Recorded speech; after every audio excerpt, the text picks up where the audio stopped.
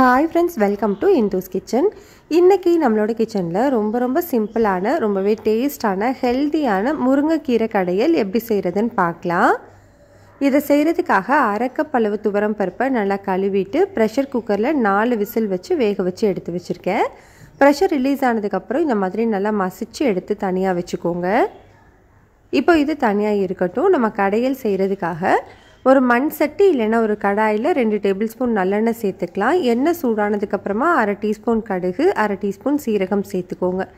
இது ரெண்டுமே நல்லா பொரிஞ்சதுக்கு அப்புறமா 2 வரமிளகாயை இந்த மாதிரி சின்னதா கட் பண்ணி சேர்த்துக்கலாம். இது கூடவே ஒரு 10 சின்ன வெங்காயம், 10 பல்லு பூண்டு சேர்த்துக்கோங்க. சின்ன வெங்காயம் இல்லனா ஒரு பெரிய வெங்காயம் நல்லா பொடியா கட் பண்ணி சேர்த்துக்கோங்க.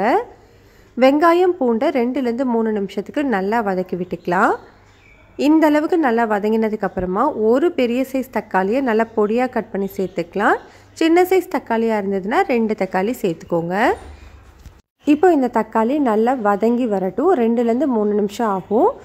இந்த அளவுக்கு தக்காளி நல்லா வெந்து வந்ததுக்கு அப்புறமா இது கூட ஒரு 3 கைப்பிடி அளவு நல்ல ஃப்ரெஷ்ஷான முருங்கைக்கீரை சேர்த்துக்கிறேன். கீரை சேர்த்துட்டு ஒரு 2 நிமிஷத்துக்கு மீடியம் ஹீட்லயே வச்சு வதக்கி விடுங்க. நம்ம எண்ணெயில் வதக்கும் போது உடனே அந்த கீரை எல்லாமே சுருங்கி அளவு ரொம்பவே கம்மியாயிடும். இந்த அளவுக்கு நல்லா வதங்கி வந்ததுக்கு அப்புறமா நம்ம ஏற்கனவே வேக வச்சு மசிச்சு வச்சிருக்கிற அந்த துவரம் பருப்பை அப்படியே சேர்த்துக்கோங்க. குக்கர் கழுவிட்டு ஒரு அரை கப் அளவு மட்டும் தண்ணி சேர்த்துக்கலாம். அதிகமாக சேர்க்க வேண்டாம். இதை இப்போ எல்லாத்தையுமே நல்லா ஒன்று சேர்த்து மிக்ஸ் பண்ணி விடுங்க. இப்போ நல்லா மிக்ஸ் பண்ணி விட்டுட்டு ஒரு 2 ல இருந்து 3 நிமிஷத்துக்கு நல்லா வேக வச்சுக்கலாம். கீரை ஒரு 50% அளவு நல்லா வெந்து இந்த மாதிரி கொதிச்சு வரும்போது இதுக்கு தேவையான அளவு உப்பு ஒரு 1 டீஸ்பூன் கல்லுப்பு சேர்த்துக்கணும்.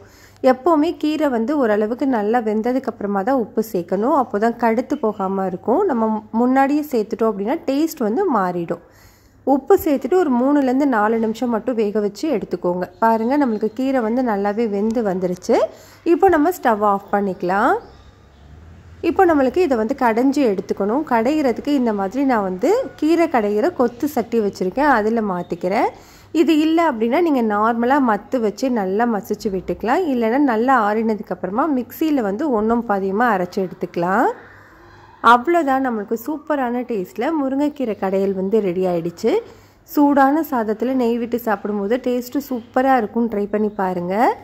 இந்த ரெசிபி உங்களுக்கு பிடிச்சிருந்ததுன்னா லைக், ஷேர், சப்ஸ்கிரைப் பண்ணிக்கோங்க. கூடவே பெல் பட்டனை கிளிக் பண்ணிக்கோங்க.